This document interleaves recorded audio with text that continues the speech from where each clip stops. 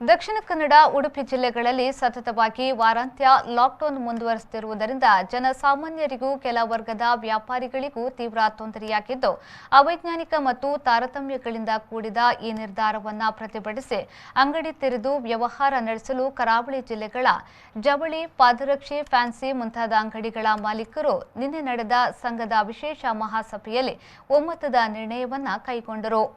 ಪ್ರತಿ ಅಂಗಡಿಯವರು ಕೋವಿಡ್-19 ಶಿಷ್ಟಾಚಾರ ನಿಯಮ ಪಾಲಿಸಲು ಕಡ್ಡಾಯ ಸೂಚನೆ ನೀಡಲಾಗಿದೆ. ಉಭಯ ಜಿಲ್ಲೆಗಳ ನೂರಾರು ಮಂದಿ ಭಾಗವಹಿಸಿದ್ದ ಈ ಸಭೆಯಲ್ಲಿ ಮುಖ್ಯ ಅತಿಥಿಯಾಗಿ ಪಾಲ್ಗೊಂಡ ಸಾಮಾಜಿಕ ಹೋರಾಟಗಾರ ಎಂಜಿ ಹೆಗಡೆಯವರು ಮಾತನಾಡಿ, ಲಾಕ್ಡೌನ್ ಹೇರುವ ನಿರ್ಧಾರದ ಹಿಂದೆ ಆನ್ಲೈನ್ ವ್ಯಾಪಾರದ ದೈತ್ಯ ಶಕ್ತಿಗಳ ಕೈವಾಡವಿದೆ ಎಂಬ ಶಂಕೆ ವ್ಯಕ್ತಪಡಿಸಿದರು.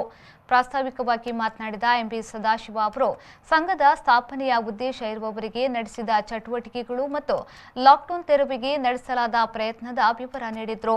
ಹಿರಿಯ ವರ್ತಕರಾದ ಸಾಯಿದ್ ಇಸ್ಮಾಯಿಲ್, ಟೆರೆನ್ ಡಿಸೋಸಾ, ಸುಲೋಚನಾ ಭಟ್, ಗೋಪಾಲ್ ಆರ್, ಎಚ್ ಹರೀಶ್ ಶೆಣಿ, ರವಿ ಹೆಗ್ಡೆ, ಅಬ್ದುಲ್ ಮುನೀರ್, ವಿನೋದ್, ಪ್ರಸಾದ್ ನಾಯರ್, ಸುಲೇಮನ್, ಸಾಗರ್, ರೆಹಮಾನ್, ಸಂಘದ ಅಧ್ಯಕ್ಷ ಸಂತೋಷ್ ಕಾಮತ್ ಮುಂತಾದವರು ಸಲಹೆಯನ್ನ ನೀಡಿದರು.